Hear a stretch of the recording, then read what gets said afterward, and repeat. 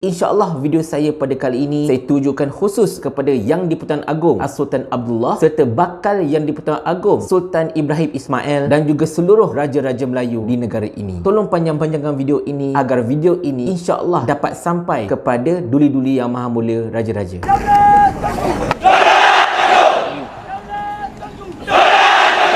Assalamualaikum warahmatullahi. Ampun tuanku, Patik tidaklah layak untuk mengatakan Patik mewakili seluruh rakyat Malaysia, kerana Patik tahu ada segelintir daripada mereka yang tidak bersetuju dengan apa yang Patik cuba sampaikan. Tetapi Patik berani kata yang majoriti rakyat Malaysia mempunyai perasaan dan juga luahan yang sama dengan Patik. Ampun tuanku, sebelum itu Patik tidaklah hendak mempertikaikan kebijaksanaan tuanku dalam memilih Datuk Seri Anwar Ibrahim selaku Perdana Menteri Malaysia yang ke-10. Patik yakin sesungguhnya bahawa tuanku telah menjalankan kaedah pemilihan tersebut dengan seadil-adilnya serta memilih Datuk Seri Anwar berdasarkan pada hemat tuanku betapa Datuk Seri Anwar ini mempunyai sokongan majoriti ahli dewan. Ampun tuanku, tujuan Patik untuk buat video ini ialah untuk menyampaikan, untuk memanjangkan suara keluh kesah rakyat yang semakin lama semakin dihimpit kerajaan madani ini. Tuanku, bukan lagi satu rahsia betapa negara ini, rakyat Malaysia ini masih lagi belum betul-betul pulih daripada kesan pandemik COVID-19. Masih banyak lagi perniagaan dan juga syarikat yang tidak dapat dibuka semula, tidak dapat dipulihkan. Masih lagi ramai mereka yang terpaksa berhenti kerja ketika pandemik dahulu yang belum dapat mana-mana pekerjaan ataupun tidak boleh bekerja balik semula. Mereka ini termasuklah golongan yang telah pun berusia, yang sudah tentulah tidak ada syarikat yang ingin mengambil mereka kerana faktor usia tersebut, dan juga begitu ramai sekali antara mereka ini yang mengalami masalah kesihatan kesan daripada pandemik COVID-19 seperti masalah long COVID, masalah pernafasan dan pelbagai lagi. Golongan-golongan ini tuanku adalah golongan yang benar-benar tercicir pada ketika ini. Malah boleh dikatakan ada di antara mereka yang sihat walafiat pun tidak dapat untuk mencari mana-mana pekerjaan kerana peluang pekerjaan yang ada tidaklah sebanyak dahulu. Bahkan mereka terpaksa berebut dengan graduan-graduan baru, dan perkara ini pastinya diambil kesempatan oleh para majikan yang ingin mengaut seberapa banyak keuntungan yang boleh, iaitu dengan menawarkan gaji yang sedikit ataupun minima. Alasan mereka, jikalau anda tidak mahu gaji minima ini, maka berhentilah saja. Ramai lagi yang mahu kerja anda ini. Jadi masyarakat ini, rakyat ini, mereka tidak ada pilihan tuanku, selain daripada mereka terpaksa juga bekerja dengan gaji yang sedikit itu walaupun ternyata tidak mencukupi. Bayangkan tuanku, mereka yang mungkin T20 ataupun M40 sebelum pandemik, kini mereka lebih rendah berbanding dengan B40 kerana pendapatan mereka telah menurun, tetapi komitmen mereka tetap sama tuanku. Itu belum saya cerita tentang mereka yang terpaksa menjalankan perniagaan. Sedangkan tuanku sendiri boleh nampak suasana ekonomi negara ini sangat tidak kondusif, dan begitu ramai sekali mereka yang merungut bahawa perniagaan mereka tidaklah semaju mana. Nak mendapatkan seorang customer pun susah pada ketika ini tuanku. Belum saya cerita tentang kilang-kilang yang tidak lagi memberikan allowance lebih masa untuk para pekerja mereka. Mereka ditekan untuk bekerja sampai 50 jam seminggu, sampai 60 jam seminggu, bahkan ada yang lebih daripada itu, tetapi mereka dinafikan allowance lebih masa, konon-kononnya atas alasan kekangan ekonomi. Ampun tuanku, mereka ini sangat-sangat memerlukan duit segera tuanku. Mereka ini sangat-sangat memerlukan sebuah kerajaan yang benar-benar kompeten, yang benar-benar dapat mendengar keluh kesah mereka, yang dapat memastikan mereka